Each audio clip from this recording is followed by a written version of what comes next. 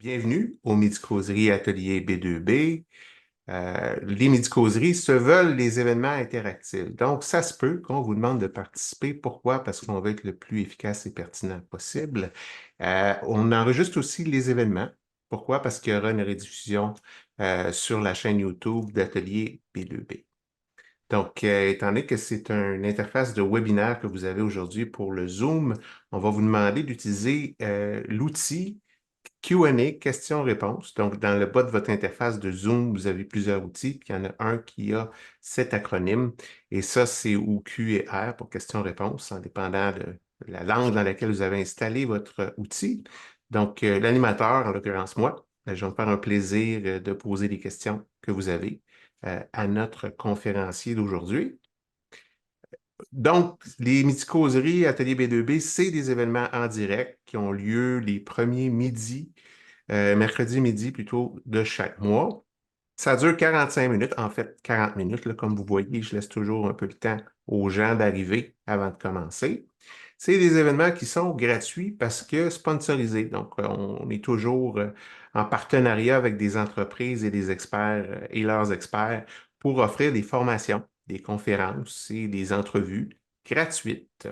Et encore une fois, le tout est en rediffusion sur la chaîne YouTube de Atelier B2B. Donc, aujourd'hui, notre partenaire, c'est SV Consultant. Ça, c'est une entreprise qui est spécialisée en vente et en développement d'affaires. SV Consultant est en opération depuis 2017 et accompagne les équipes et les gestionnaires de vente dans leurs défis quotidiens et le dépassement de leurs objectifs de vente. Son président, nul autre que Serge Vaillancourt, le vénérable, et son sujet, stratégie de développement, la préparation de vente. Serge, bonjour. Bonjour Hugo, bonjour tout le monde. Donc, merci d'être là avec nous aujourd'hui. Ça fait plaisir. Donc, tu as choisi de nous parler de la stratégie de vente ou de la préparation aux rencontres. Pourquoi? Bonne question, mais je pense que tu parles de stratégie, tu parles de planification, ça se trouve être la base telle quelle, hein, où tu vas aller, à qui tu veux vendre, ainsi de suite. Fait qu'il faut que tu planifies, il faut que tu regardes. Puis à la fin, on fait tellement d'efforts pour essayer de rencontrer quelqu'un, pour y proposer notre produit ou notre service. Mais si on veut avoir du succès le moindrement, mais il faut la préparer, cette rencontre-là, puis pas se fier sur ses instincts. Les instincts vont nous aider, mais je pense qu'il faut construire un squelette, reviser régulièrement ce squelette-là qui va être adapté à la présentation ou à la rencontre. Et c'est ça, si on veut avoir du succès le moindrement, il faut juste se préparer en conséquence.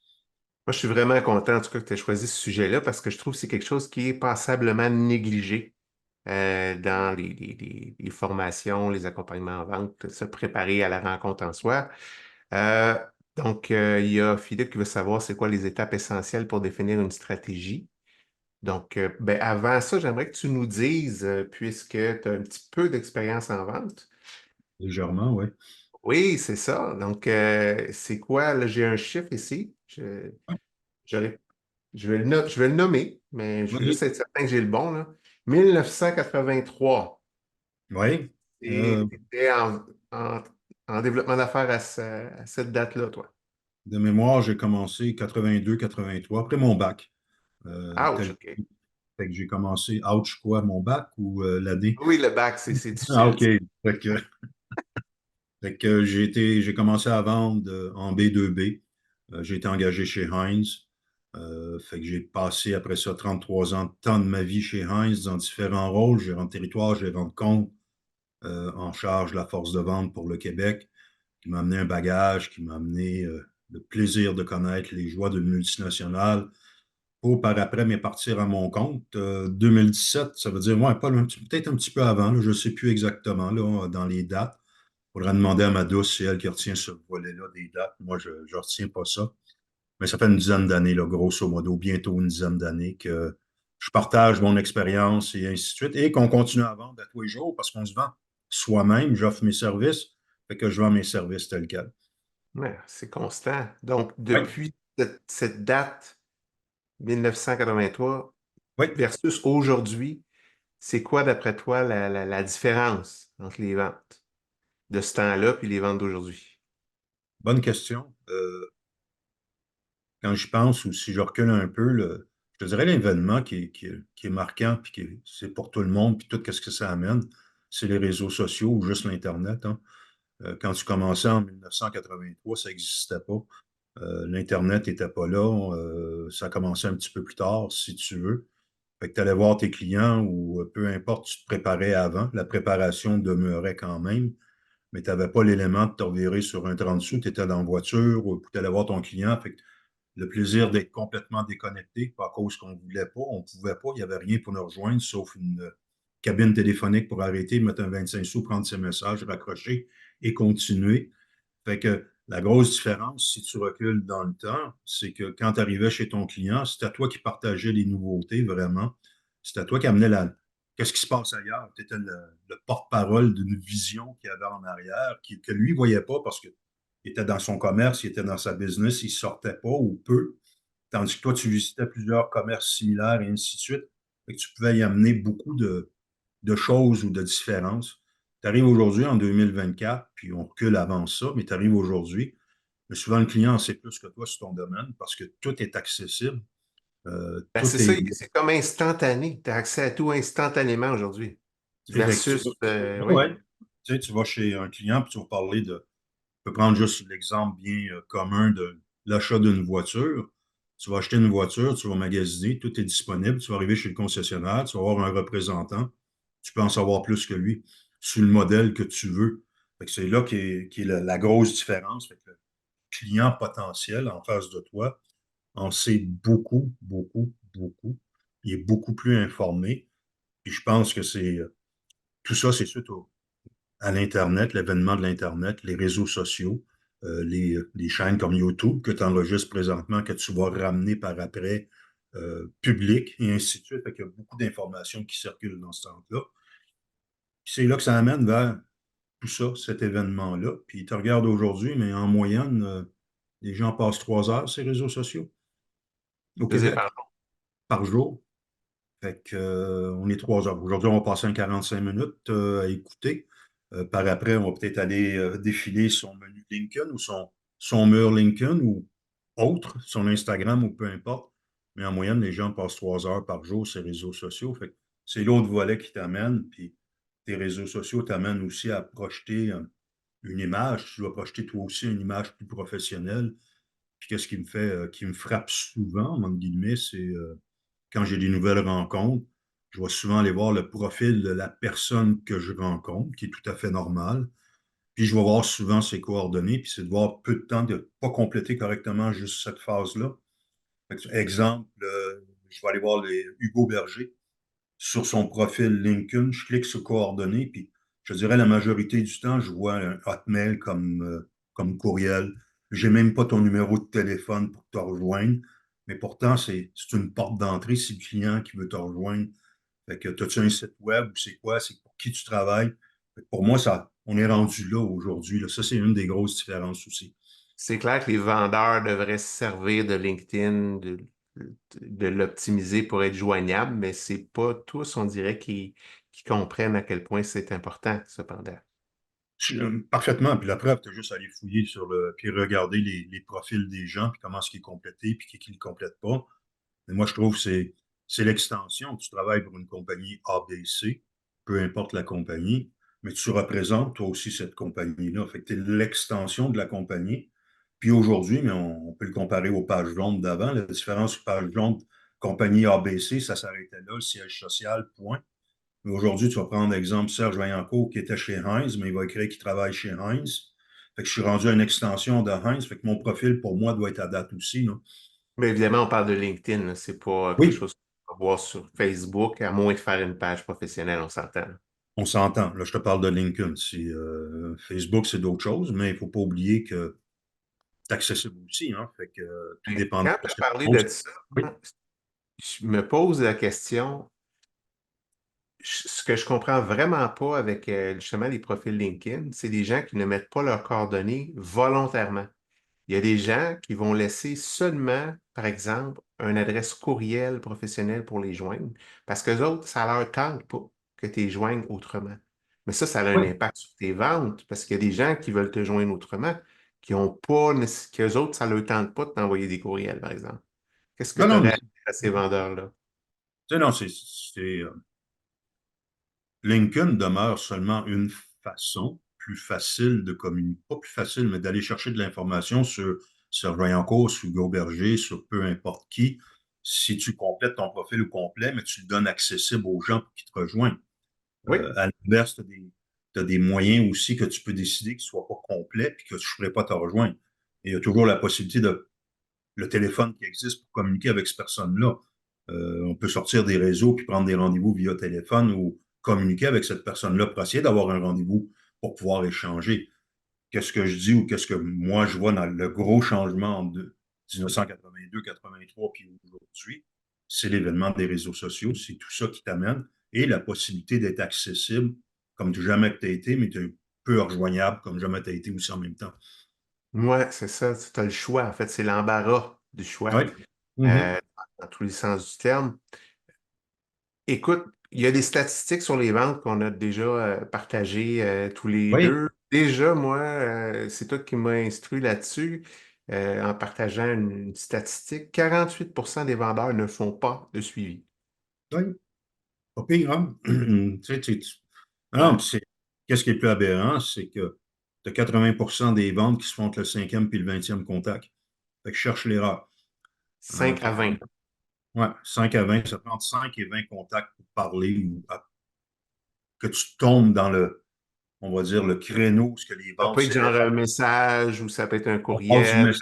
Ça va être, ça va être aussi simple que je vais t'envoyer un courriel pour la première fois, puis par après, mais tu devrais me répondre. Si tu ne me réponds pas, mais merci, bonjour, j'arrête ça là. Ça Ouais. peut être un courriel, ça peut être un appel, ensuite ça peut être un deuxième appel, ça peut être via, peu importe. Mais ça va te prendre entre 5 et 20 contacts pour essayer de parler à cette personne-là. Puis ça te prend élever les ventes, entre guillemets, ou la possibilité de vente se joue entre le cinquième et le 20e. Et tu as un vendeur sur deux qui ne fait pas de suivi. En cold call, en première rencontre, où ce que j'offre mes services, je n'irai pas sur le volet cold call pour prendre un rendez-vous, mais plus une première rencontre De travail. Hein. de travail pour découvrir tes besoins et ainsi de suite. OK? J'ai assez d'une main pour dire le nombre de fois que j'ai vendu là. Oui, c'est ça. Fait qu'on retombe encore dans le même créneau que, tu sais, c'est qu'il faut une deuxième rencontre, une troisième rencontre pour proposer mon produit ou qu'il accepte mon produit ou mon service.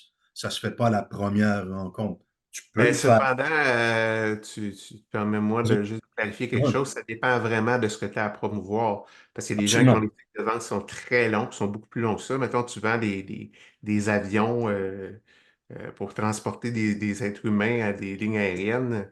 Ça va prendre plus que deux rencontres là, avant que ça signe en bas de la feuille. Là. Hein? Je peux qu'il y ait plus que deux intervenants aussi avant que ça se signe en bas de la feuille pour faire. Tu vas parler à plusieurs personnes à même l'entreprise avant d'arriver.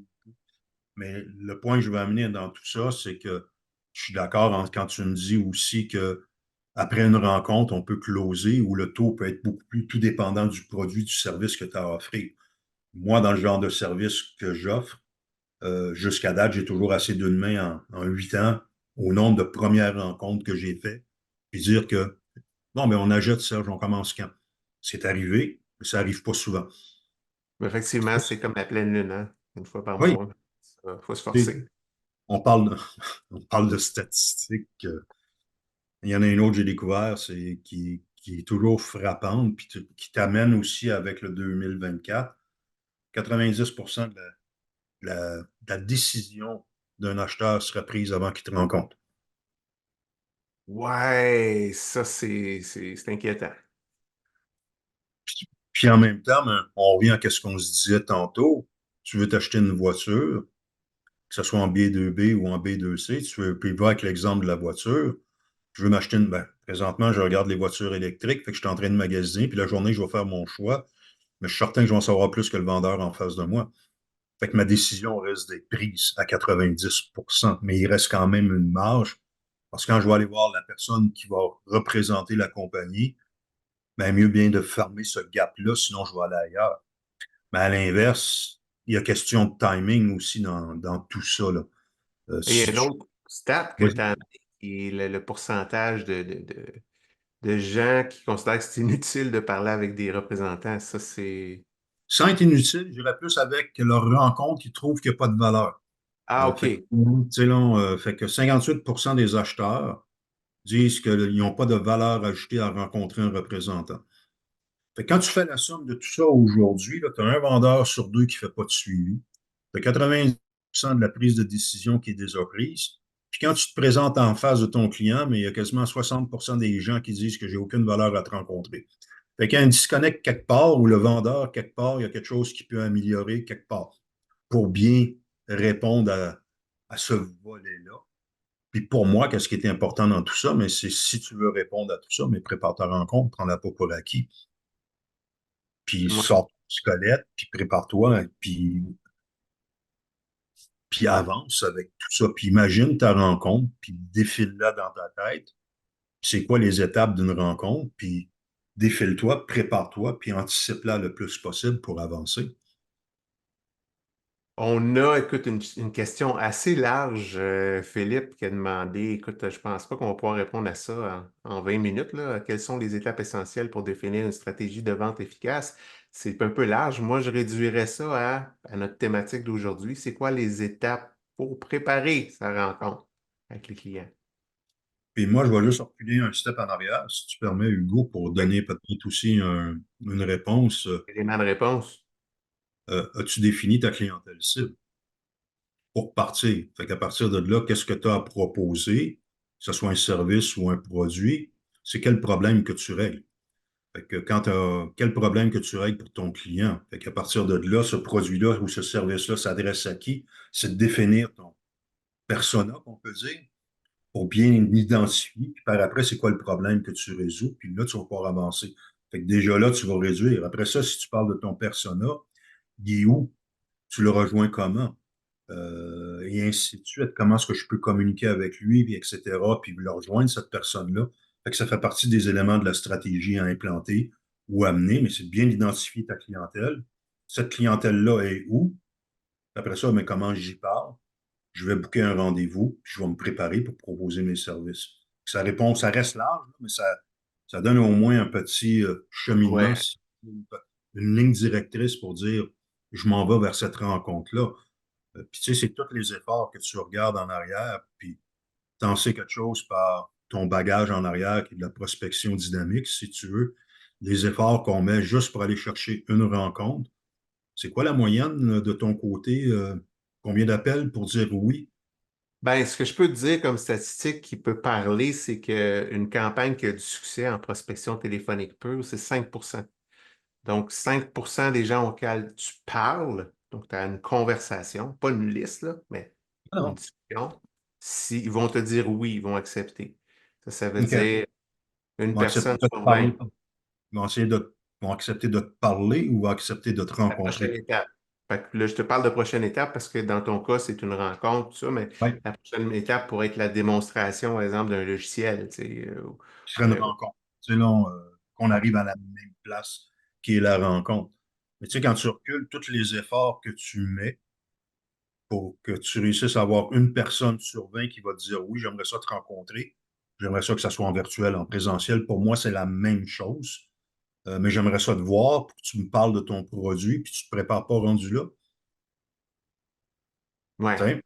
Fait qu'à partir de là, c'est de définir le premier critère, c'est quoi l'objectif de cette rencontre-là? Fait que est-ce que au bout de la première rencontre, tu peux fermer la vente? Oui ou non? Ça se peut que ce soit oui. Si c'est oui, logiquement, ça devrait être ton objectif. Je vais fermer la vente. Maintenant, pour fermer la vente, c'est quoi tu as besoin d'informations? Quel genre d'informations tu as besoin? Qu'est-ce qu'il faut que le client te dise? Donc, à partir de là, c'est quoi les questions que je vais préparer pour que mon client me parle de mon côté, pour m'amener justement, me donner des éléments à tout ça, ou ainsi de suite. Si ton objectif, si je reviens à un cas personnel, mon objectif à moi, c'est toujours d'avoir une deuxième rencontre parce que je propose quelque chose qui est sur mesure. C'est dur de dire à un client, Hugo, j'ai quelque chose que je vais bâtir juste sur toi, pour ton équipe et ainsi de suite. Je te présente ça tout de suite à la première rencontre. Pour moi, je trouve ça plus difficile. Ça se fait, je pourrais le faire, mais plus difficile, si tu veux. Fait que j'aime mieux arriver dans une deuxième rencontre Et là, mon objectif va être différent de la première. Parce que la première rencontre, c'était d'obtenir la deuxième. Ma deuxième va être d'essayer de fermer cette vente-là. Et ainsi de suite. Puis je te dirais que l'élément qu'il ne faut jamais oublier, puis qu'il faut mettre l'emphase aussi beaucoup dessus, c'est comment je vais engager mon client pour la prochaine étape. La prochaine étape étant la deuxième rencontre. Dans mon cas, la deuxième rencontre étant j'ai besoin que tu me dises oui, et ainsi de suite. Fait que c'est là comment j'engage, comment je garde moi le contrôle du processus. OK, good. Fait que, là, d'après toi, ça devient important de déterminer à l'avance toutes les questions que tu vas poser, si j'ai bien compris ce que tu as dit? Tu te laisses une marge de manœuvre, mais oui, tu laisses une marge de manœuvre, marge à l'improvisation. Tu ne veux pas avoir l'air d'un squelette. Mais si tu veux faire une offre de service ou si tu veux vendre un produit, tu as besoin d'informations, tu as besoin de certaines choses à aller chercher pour dire au client, j'ai besoin de ton produit. Faut que tu découvres son problème, son besoin, etc. Fait que tu as des questions à préparer pour faire parler ton client. D'accord avec moi? En conséquence de ce que tu veux obtenir comme information. En conséquence de ton objectif, puis pour atteindre ton objectif, il te manque de l'information. Pour obtenir cette information-là, il faut que je prépare des questions pour aller les chercher. Fait que OK? oui, tu prépares d'avance tes questions.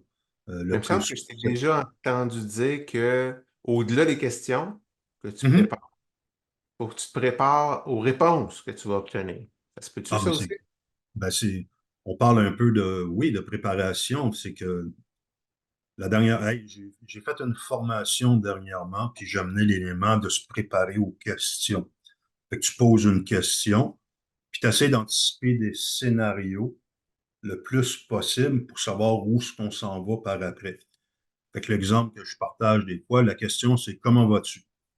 Fait que dans ma préparation, dans le comment vas-tu, mais j'anticipe deux, trois scénarios. Il peut me répondre ça va bien, il peut me répondre ça va mal, puis il peut me répondre aussi peut-être que c'est pas de mes affaires. Mais tout ça pour dire, s'il me répond ça va bien, c'est quoi mon autre question après? Fait que je veux aller où par après? S'il me répond ça va mal, je veux aller où après? S'il me répond c'est pas de mes affaires, je veux aller où par après? Fait que j'ai posé la question comme ça à quelqu'un en pleine formation, puis ça m'est arrivé la semaine passée. Et sa réponse, tu sais, c'était quoi? En disant, Hugo, comment vas-tu? Fait que pose-moi la question, puis je vais faire le jeu inverse, entre guillemets. OK. Serge, comment ça va? Pourquoi tu me poses cette question-là? Ça a été sa réponse. J'ai eu beaucoup de plaisir. Mais c'est ça. Fait que là, j'ai un quatrième scénario possible à ramener. Mais c'est que tu essaies d'anticiper le plus possible pour dessiner le reste de ta rencontre, pour ne pas être pris au dépourvu, tout simplement. Puis si on parle d'objection, ben, moi, je peux ramener que 80, 85, même peut-être 90%, c'est toujours les mêmes objections qu'on fait face. Fait que c'est toujours des ramener, de se préparer. Puis s'il me dit c'est trop cher, mais je réponds quoi?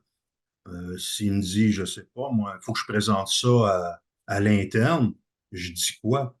Fait que c'est là que tu te prépares des scénarios ou ainsi de suite. Fait que oui, ta question, va aller chercher l'information. Cette information-là va t'aider à atteindre ton objectif. Mais en travers tout ça, quand tu poses ta question, c'est quoi la réponse, où tu veux aller, puis anticiper, on s'en va-tu à gauche, on va-tu à droite, et ainsi de suite. Aurais-tu un truc à donner pour garder le contrôle sur la rencontre? Parce que souvent, tu sais, quand on est vendeur, on propose quelque chose, on veut être sympathique auprès de notre acheteur potentiel. Puis des fois, on a des caractériels qui partent dans tous les sens. Des fois, on a des taiseux qui disent pas un mot. Y a-t-il un moyen de garder le contrôle sur la conversation? Là, ben, c'est souvent, moi j'appelle ça mettre mon agenda sur la table, OK. d'amener mon agenda, puis je le fais souvent en première, je le fais de deux façons différentes, tout dépendant de mon objectif. Si c'est une rencontre exploratoire, mon contrat ou mon agenda va être verbal seulement, en disant, après dire bonjour Hugo, blablabla, Je vois que tu es en télétravail. Est-ce que c'est encore permis chez vous? Fait qu'on casse la glace, peu importe. En passant, merci beaucoup de me recevoir, Hugo. J'apprécie. Moi, écoute, moi, j'ai besoin de 30 minutes maximum. J'aimerais ça, si tu permets, j'aimerais ça me présenter, parler un petit peu de qu'est-ce que je fais. Puis j'aurais des questions à te poser. Es-tu à l'aise avec ça? Oui, Ben, tout le monde me dit ça jusqu'à maintenant. Il n'y a personne qui m'a dit non. Fait que moi, je viens d'aller chercher la permission de poser des questions. Je viens d'aller chercher la permission de me présenter. Puis j'ai dit que ça allait durer 30 minutes. Fait qu'à c'est partir de là. tout le monde, puis il y a comme une acceptation. Oui. Puis tu sais, c'est après ça, mais c'est écoute, merci Hugo, puis écoute, mais moi, c'est Serge Vaillancourt. Ça fait 40 ans que je suis en vente, puis ça, je te dirais, ça fait 7 8 ans que je l'enseigne. Je fais des formations sur mesure, négociation, vente, je fais du coaching. Mais assez parlé de moi. Si tu permets, j'aimerais en connaître un petit peu plus sur ton équipe. Et composer comment ton équipe? Puis là, je pars. Fait que le bout de mon sur moi, 1 minute, 45 secondes, pas plus, parce que je veux découvrir par après avec le genre de service que j'offre, comment est-ce que je peux t'aider ou comment je peux régler tes problèmes. Fait que c'est là, il faut que je pose les questions, mais on parle de ton équipe, combien d'équipes, euh, ta note, pas ta note, mais c'est quoi comment est-ce que les défis que tu rencontres avec ton équipe, c'est quoi ton marché, c'est quoi, fait que là, on va jaser pour essayer de me trouver, moi, des éléments pour en revenir à une deuxième rencontre, puis proposer un plan de match. Puis tout dépendant de la discussion, à la fin, si j'ai des éléments, puis je vais finir toujours de la même façon, quand j'ai les éléments, disant, sais-tu quoi, Hugo, je t'écoute parler depuis tantôt, puis on échange, puis tout ça. Je pense que j'aimerais ça te présenter un plan de match. Es-tu disponible la semaine prochaine ou dans 2 semaines? J'aimerais ça te proposer quelque chose. La Ouais, c'est- réponse, la réponse, on est en virtuel tous les deux, l'agenda n'est pas loin, puis je book ma rencontre. Merci, bonjour, on envoie ça par Outlook, la rencontre est là. Rencontre team en bas, puis par après, mais là, c'est la deuxième rencontre. La deuxième rencontre, l'objectif est différent de la première qui était de découvrir ses besoins ou découvrir ses problèmes pour que je puisse le régler. Et là, c'est de présenter un plan de match. Puis là, par exemple, en virtuel, c'est là que j'adore le virtuel pour présenter une offre de service parce que je me sers de 2 écrans comme bien du monde en virtuel et ouais. je me fais un gabarit sur PowerPoint et le plaisir, la première page, c'est mon agenda. Puis il y a 3 4 éléments dessus. Un résumé de la dernière rencontre. 2, j'aimerais te proposer un plan d'action. 3, j'aimerais te dire qui je suis, entre guillemets. Puis 4, ça coûte combien? Les honoraires, modalités. 5, c'est vide. 6, c'est vide. Fait que je te présente mes points. Toi, Hugo, as-tu des points que tu aimerais discuter à part de ceux-là? La réponse jusqu'à maintenant, c'est non. C'est non. Mais si c'est oui, puis c'est déjà arrivé quand je travaillais chez Heinz, parce que j'ai utilisé la même méthode, oui, j'aurais d'autres points. C'est quoi les points que tu aimerais discuter? Ben, si c'était un petit problème, je l'écrivais, mais en bas. Mais si c'était un problème majeur, on le traitait en premier, tout OK. dépendant. Parce que si c'est un problème majeur, les clients ne t'écouteront pas, là.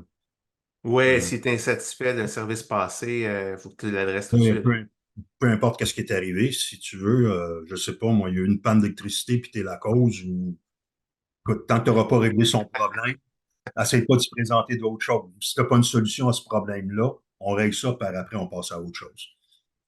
OK. Fait qu'en Qu'est-ce que... fait, Vas-y. en fait, ce que tu dis, c'est que vraiment d'avoir un agenda à faire approuver par le client, c'est toujours ta première étape. Comme Toujours ma... ça légitimise le reste de ta présentation. Oui, puis tu sais, quand vient le temps de la deuxième, qu'est-ce qui est le fun de la deuxième rencontre, qui est mon offre de service, que je t'ai présenté mes points que tu as acceptés. C'est moi qui clique sur la prochaine page. Puis la prochaine page, c'est des key points de qu'est-ce qu'on a discuté. Fait que tu m'as dit que manque d'organisation, ou genre, on recommence ça. Tu m'as dit tu avais une équipe de 10 personnes à travers le Canada, à travers le Québec, ça n'a pas d'importance. Que les défis que tu rencontrais, c'était l'organisation, c'était, tu trouvais qu'ils closaient. Puis là, je répète les points qu'on a dit. Puis je dis, j'ai-tu bien compris? Ou OK. j'oublie quelque chose? Non, c'est beau, c'est en plein ça. Change de page. Là, je change de page, puis voici le plan d'action que je t'ai proposé en fonction. Tu viens de me dire, oui, c'est bien ça. Qu'est-ce que tu en penses? OK. Moi, tu me dis, voilà les problèmes, voici mes solutions. Puis avant de faire Enter, mais c'est là encore, c'est qu'est-ce que tu en penses? Es-tu à l'aise avec le plan de match? C'est quelque chose que tu voudrais changer, hein? Fait que tu vas toujours chercher ton oui. Et mon troisième volet, mais écoute, tu fais affaire avec qui? C'est Serge Vaillancourt. Fait que là, je vais ressortir mon pedigree. Je vais ressortir une mosaïque de compagnies avec qui j'ai travaillé pour donner confiance, pour dire que je suis pas que je suis pas n'importe qui, mais c'est pas la première que je fais. Puis dernière slide, mais combien ça coûte? C'est quoi ton investissement? Fait que Nice. c'est là le processus tel quel de la rencontre, là. Puis c'est là Tu que c'est le as plaisir. mentionné que tu appréciais le virtuel pour faire Oui, cette présentation-là. D'après toi, oui. c'est quoi la différence entre le présentiel et le virtuel? Comment tu le vis, toi? Euh, Ça fait longtemps que je n'ai pas fait de présentiel d'offre de service tel quel. OK? Si je recule en arrière, c'était souvent l'erreur qu'on faisait ou que je faisais, que j'ai corrigé avec le temps. C'est que tu arrives souvent avec un document qui a 5, 6 pages de ton côté parce que tu veux présenter une offre de service et tu déposes le 5, 6 pages au client en face de toi. À 98% des gens, qu'est-ce qu'ils font? C'est qu'ils tournent les 5, 6 pages, s'en vont à la dernière page où tu as écrit combien ça coûte. Fait que moi, par réflexe, c'est ça qui arrivait. Fait qu'à la longue, qu'est-ce que j'ai développé? Mais c'est remettre une page à la fois puis lire à l'envers. Fait que c'est pas si pire de ce côté-là. Fait que c'est toujours d'essayer de garder le contrôle de cette. Fait qu'en présentiel peut être plus difficile quand tu as un document à présenter ou quoi que ce soit, que je trouve plus facile à faire en virtuel. Mais en passant, tu peux te servir d'un ordinateur pour faire ta présentation en présentiel aussi. C'est vrai, tu as parfaitement raison de ce côté-là. Tu peux le ramener. Ouais. Euh, je te dirais que souvent, le défaut que tu vas avoir, c'est que tu vas mettre ton ordinateur, on va dire, entre nous deux, qui va être comme ça. Oui. Souvent, quand je vais payer Enter, je vais aller regarder peut-être moi aussi mon écran, tandis que je perds le contact visuel avec. Là, je te parle de Serge Vaillancourt côté confort versus inconfort et ainsi de suite. Fait OK. que me retourner tel quel. Tandis qu'en virtuel, mais mon autre écran est juste au-dessus de mes yeux. Il y a l'écran qui est là, fait que je perds jamais contact avec le client et ainsi de suite. Mais les deux se font bien. Mais moi, je préfère maintenant, aujourd'hui, le virtuel quand vient le temps de présenter une offre. Je trouve ça. Cependant, ce que je sais de toi, c'est que tu préfères livrer tes mandats en personne Ah ben versus le oui, ça, là, virtuel. ça, c'est un autre volet. Quand vient le temps de faire en tout cas, dans mon cas, faire de la formation, toujours plus agréable en personne pour échanger, voir les réactions des gens, te faire couper la parole par un participant, puis embarquer, puis échanger. Non, ça, c'est toujours plus agréable. Aller chercher sur le vif des questions ou quoi que ce soit. Oui, les jeux de rôle, toujours plus fun. Moi, je préfère effectivement livrer en présentiel plutôt qu'en virtuel, mais ça se fait aussi en virtuel. C'est ça, c'est une option de plus, mais tu préfères le présentiel pour la livraison de tes mandats. Toujours comme que je préfère le virtuel pour présenter mon offre de service. Les Ouais. deux se font. On est dans, c'est là. C'est là. Complémentaire. Ouais. Oui. OK. Puis, mais pourquoi en fait, qu'est-ce que tu as de plus quand c'est en présentiel versus le virtuel oui, te faire interrompre, OK, mais tu peux te faire interrompre aussi en virtuel. Je dirais que en groupe, euh, en virtuel, il y a un que tu ne retrouves pas en présentiel, c'est cette synergie-là. C'est quoi que moi, j'ai plus de difficultés. L'échange, l'interaction. Euh, Si on serait un groupe présentement, il y aurait peut-être quelqu'un, puis c'est correct, qui lève la main. Tandis qu'en présentiel, ça se fait plus instantanément, si tu veux, tel quel. Les échanges vont se lancer ou, là, comme je te dis, ça, c'est ma perception à moi, là, tel quel.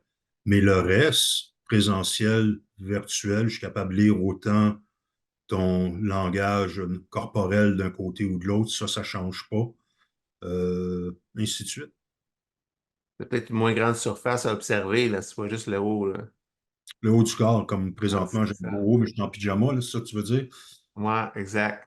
OK. Good. Fait que, OK, au niveau préparation, on a, si je récapitule, pour Ouais, garder le contrôle de ta rencontre, tu as un ouais. ordre du jour. Ensuite Si, de si ça, si tu recules un petit peu dans ta préparation, mais le oui, premier élément, c'est quoi ton objectif? Tu vas atteindre quoi à la fin de cette rencontre-là? Fait qu'à la fin OK. de la rencontre, faut que j'obtienne une deuxième rencontre, faut que j'ai vendu, faut que je parle à quelqu'un d'autre. Tu as un objectif qui est défini. Suite à cet objectif-là, tu vas préparer, tu as besoin d'informations. Pour aller chercher cette information-là, tu peux aller avoir été sur le web, tu peux aller avoir fait des recherches, mais ça se peut qu'il te manque des données. C'est quoi les questions que tu vas poser? Comment tu vas les poser pour aller chercher cette information-là? OK. Anticipe des réponses. Anticipe deux, trois réponses par question que tu vas poser pour savoir où est-ce qu'on s'en va par après. Anticipe des objections possibles. Puis qu'est-ce que tu vas répondre à ces objections possibles-là? Ça coûte trop cher. On dit quoi? Ça coûte trop cher. J'ai pas le temps. Faut que je présente ça à quelqu'un d'autre, je te reviens. On répond quoi? Merci, bonjour, tu as raison, bye. Non, il y a des réponses qu'on peut ramener si tu veux. Là. Coûte trop cher. C'est vrai, c'est un bon investissement. Et quand tu dis cher, par rapport à quoi? Par rapport à qui? Peux-tu m'en dire un petit peu plus si tu veux? Faut que je présente à quelqu'un d'autre, à l'interne, si tu veux. Good. À qui il faut que tu présentes ou, tu sais, là, as-tu besoin d'aide? Est-ce que tu aimerais que je sois là? Est-ce qu'il te manque de la documentation? Est-ce que tu es à l'aise pour porter mon offre à l'interne? Jusqu'à là, tout le monde me dit oui. C'est rare que j'ai eu à intervenir une deuxième fois. Ma deuxième question, par exemple, tu présentes quand? Ben, je vais présenter la semaine prochaine, et pas aujourd'hui, le 2 octobre, je vais présenter le 8 octobre à Pierre-Jean-Jacques. Donc, tu présentes le 8. Si on se parle le 10, c'est-tu bon pour toi? Oui, ça serait bon. Tu as ton agenda, on se boucle tout de suite une rencontre. À quelle heure tu veux qu'on se parle le 10? Fait que c'est là que je vais engager mon client le plus possible. Puis ça marche. Puis j'envoie la rencontre virtuelle pour le suivi. Fait que là, on embarque et ainsi de suite. Là. Fait que tout OK. dépendant, c'est là que c'est de préparer la suite des choses pour engager ton client pour la prochaine étape.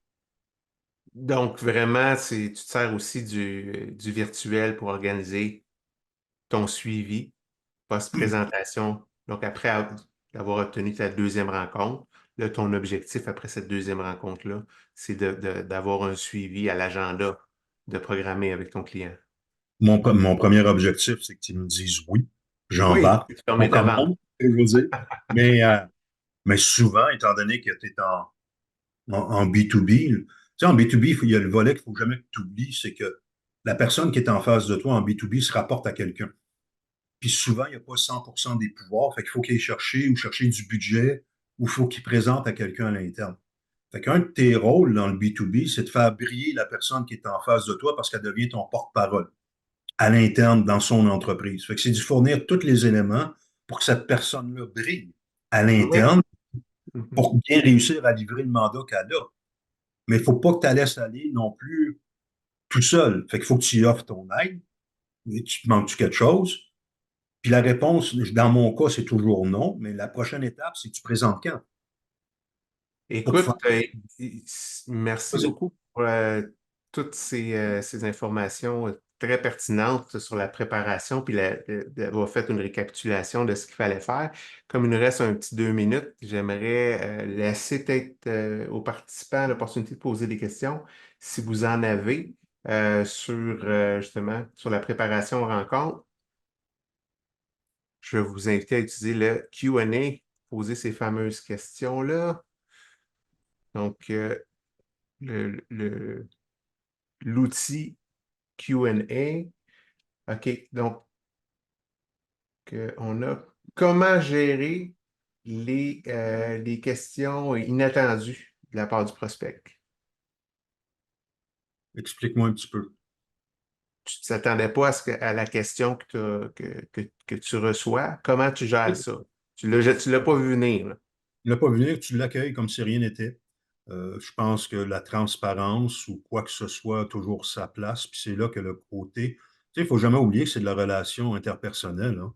Fait que c'est pas robotique. Puis si la personne en face de toi, écoute, très bonne question. Puis j'admets que je n'ai pas la réponse immédiatement. Viens de la vivre. C'est une mise en C'est abîme. c'est là. Fait que oui, effectivement. Laisse-moi t'en revenir. Puis je te reviens avec une réponse, si tu permets, demain ou peu importe. Tout dépendant, c'est naturellement c'est quoi, là. Mais te laisser surprendre, en même temps, c'est toujours agréable. J'en ai une que j'aime bien, c'est quels sont les éléments à évaluer après la rencontre pour savoir si ça s'est bien passé. Est-ce que tu as atteint ton objectif que tu t'étais fixé en début? Fait que déjà là, tu peux évaluer ta rencontre. Puis la question que je me pose ou que je pose, que j'invite aussi les gens à se poser, c'est si ça serait à recommencer la même rencontre avec qu'est-ce que tu as vécu, qu'est-ce que tu ferais de différent? Fait que moi, la question que je vais me poser après cette rencontre-là, si ça serait à refaire encore un événement avec Hugo, qu'est-ce que j'aimerais de différent, puis c'est quoi que j'ai aimé puis moins aimé. Fait que c'est OK. d'évaluer tout de suite immédiatement après ta rencontre. OK.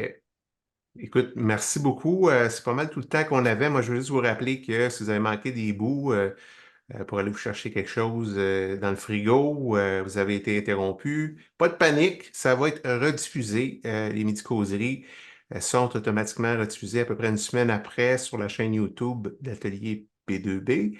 Puis le prochain rendez-vous, ben, c'est le 6 novembre prochain avec la pétillante Catherine Allard qui va nous parler de la communication adaptative pour booster vos ventes et votre productivité.